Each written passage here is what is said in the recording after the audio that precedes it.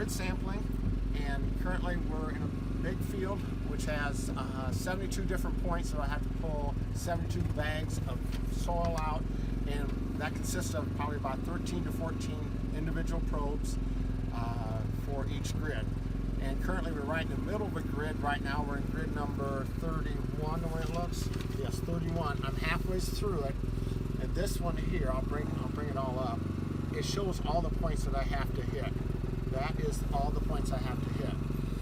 So, like I said, we're down here in 31, and what I'll do is, on 31, I'm doing an angle cut across there. I'm halfway across right now, so we'll run the rest of the angle, and then I'll come up and do 32 for you. So, we'll get this baby running, okay? Very good.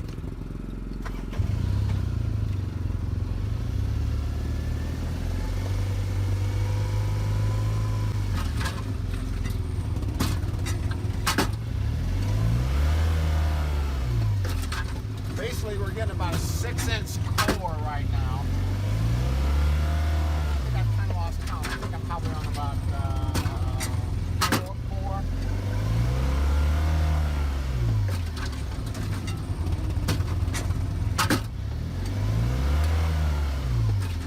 Okay, this is the end of the grid. It counted for 13 samples.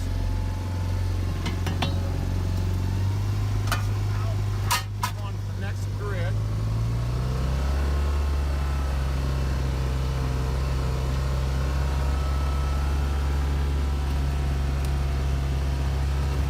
sun's kind of in the screen there. Okay, now I'm going to cut diagonally across here again.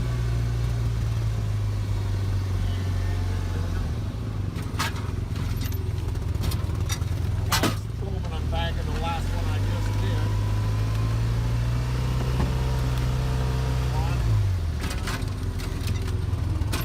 What I want to do,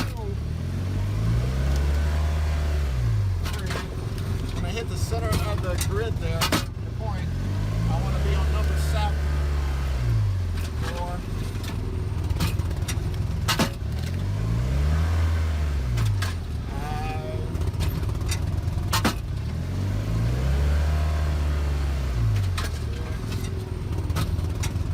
And we're going to hit it pretty good this time. Now, sometimes we're off a little bit, and I may have to swing the machine around and reset for the next 6 probes. Now we'll head back out this way.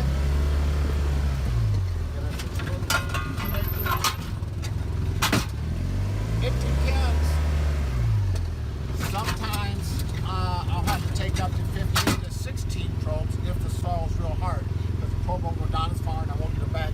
The bag is supposed to be filled up to this line here, and I always want to make sure I have that much in it, because the more samples you pull in, the better average of having the right sample out of that group. It's just a law of averages. And then sometimes what I might do, I might miss this point completely, so then I will take more samples in that grid since I missed it and restart over and make sure I get it all covered here.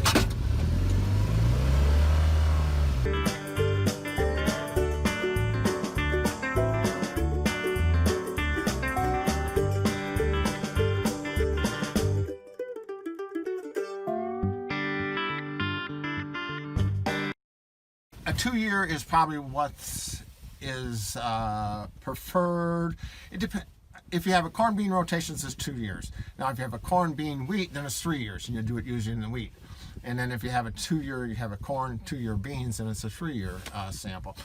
And what happens, I get the info to the office, and then they decide how many crops are going to be between the sampling, and then they'll add in the crop removal to come up with the recommendations. Okay. Results are sent to the office, and the office is going to decide how many crops are going to be taken before the next grid is done. And they'll figure in the crop removal, and they'll figure out a plan whether they're going to do 1 application or 2 applications. Some may go as a row starter or a strip till, and then basically over the top. Over the top, you usually, and then too, a lot of times what we do too, if the soil is way out of kilter, we'll bring the guideline of where we want to hit down a little bit lower so we can get everything kind of average and bring it all up together. crop removal, every time you take a crop off, there's so much phosphate and potash removed. For each bushel, it's going to take so much phosphate and potash out of the soil. So when that's taken out, then the level of the soil is decreased, and we want to bring that back up to a maximum level. Okay. And if you have 2 years of crop removal in between the tests, you're going to add those two together and figure out how much to put on. Okay, very good. And we don't want to overdo it, because number one, we have trouble with the pollution. Number two, it's very costly, and believe me, the farmer's going to do whatever's most economical to get that crop out. So, the phosphate levels, it's been a while since I've been in the office. Usually the phosphate level is right around 40 to 60, and the potassium level, that varies on your CEC or your clay content in the soil, but that's right around 300. And then we always shoot for a pH around 6, 8. Okay. Is where we want the neutral area. Yeah. Okay. So one thing we do notice with the soil sampling is the pH.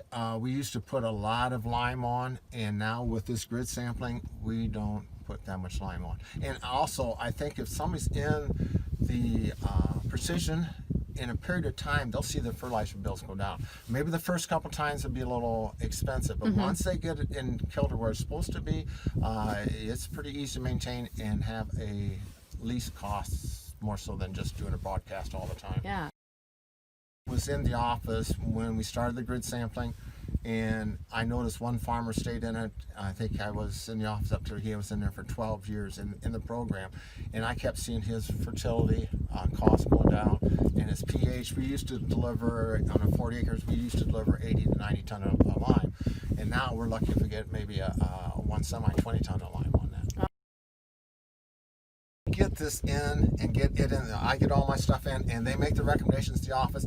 Then it's put on a card and it's sent to the cloud. And when they're out there spreading, you notice the machine will be going through the field, and all of a sudden it's not spreading, and then it's spreading. Well, that's what it do. It's picking up the different grids that needs more and less. And you'll definitely see it on lime when you do lime applications, because when that's applied, it's very dusty, and you'll see the machine all of a sudden just stop, and there's nothing coming out, and then it kicks on again. So that's what it's doing. It's picking it up from the cloud, telling it when to kick it on and kick it off. Okay. Drop the robot off. I have not seen it, and then it just goes in the grid area, and it can go across the field with nobody on it, but you still have to have somebody that delivers it out and so forth. The robot, robot is going to hit the same area, the same place where he probed. He's come back 3 years later and hit it right the same place. Same spot. No, I won't. I'm going diagonally across. But the only thing I can watch for, like when we have corn, when we're sampling corn, you don't want to sample right on top of the corn row, because the farmer might have put a row starter in. If you put a row starter in, you only have a half year to break down that fertilizer, and you probably get some residue picked up, and then we throw the sample off. So when I sample the corn rows, I stay in the center. Now the robot's probably not going to be able to pick that up.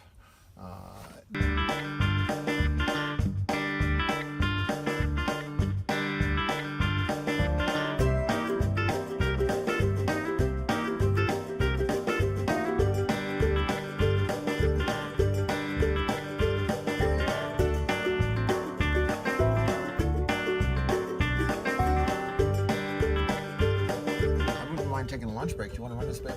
Do I want to run it? Oh gosh, I wish I knew how.